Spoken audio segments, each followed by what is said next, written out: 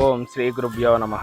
మనిషి ఈ లోకంలో జీవిస్తూ ఎన్నో పాపాలు చేస్తుంటాడు. తెలిసి చేసిన పాపాలు, తెలియక చేసిన పాపాలు, మాటలతో చేసిన పాపం, మనసుతో చేసిన పాపం, చేతులతో చేసిన పాపం. ఈ పాపాలన్నిటి నుంచి విముక్తి పొందడానికే శాస్త్రం చూపించిన పవిత్రమైన మార్గం ఈ పాప విమోచన ఏకాదశి. ఈ ఏకాదశి రోజున పాపమోచనే ఏకాదశి సర్వ పాప ప్రణాశిని ఉపవాసంతు యః కుర్యాత్ విష్ణులోకం చ గచ్చతి.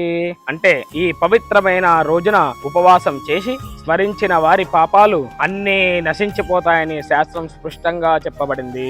పురాణాల్లో ఒక గొప్ప సంఘటన ఉంది. పూర్వం మేధావి ఋషి అనే మహర్షి తీవ్రమైన తపస్సు చేసేవాడు. అప్పుడు దేవలోకానికి చెందిన అప్సరస మంజుఘోష అతని తపస్సు భంగం చేసింది. తర్వాత మహర్షి తన తప్పు తెలిసి తీవ్రమైన పశ్చాత్తాపం కలిగింది. అప్పుడు అతని తండ్రి అయిన చైవన మహర్షి ఇలా చెప్పాడు: పాప విమోచని ఏకాదశి ఆచరించు, నీ పాపాలన్నీ నశిస్తాయి. ఆ మహర్షి ఆ ఏకాదశి వ్రతం ఆచరించగానే అతని పాపాలన్నీ తొలగిపోతాయి. ఏకాదశ్యాం నిరాహరః పాప విమోచనే మానవః జన్మ కోటి కృతం పాపం లక్షణాదేవనశ్యతి. అంటే ఈ రోజు ఉపవాసం చేసిన వారికి జన్మ జన్మల పాపాలు కూడా క్షణంలో నశిస్తాయి.